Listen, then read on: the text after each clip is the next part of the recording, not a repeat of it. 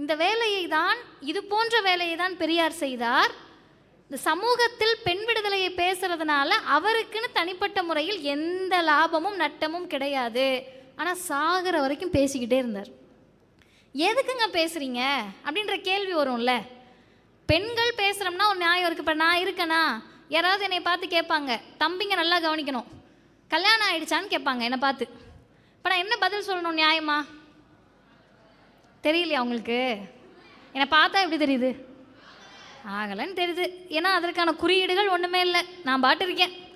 அப்போ கல்யாணம் ஆகலைன்னு நான் சொல்ல மாட்டேன், கல்யாணம் பண்ணிக்கலைன்னு சொல்லுவேன். 2 வார்த்தையும் பெண்கள் திரும்ப சொல்லி பார்ப்போமா? கல்யாணம் ஆகலைன்னா ஏதோ எனக்கு மாப்பிள்ளையாக பார்த்து, மாப்பிள்ளைக்கு என்ன பிடிக்காம, இல்லை எனக்கு ஆகலைங்கன்னு நான் வருத்தப்பட்டு எல்லாரும் மாப்பிள்ளை தேடும் படலத்துக்குள்ளே போயிடாம நான் பண்ணிக்கலை. அதோட அர்த்தம் என்ன? எனக்கு எப்போ திருமணம் பண்ணிக்கணும்னு தோணுதோ நான் பண்ணிப்பேன்ற சுதந்திர உணர்வுக்கு பெயர் பெண் விடுதலை.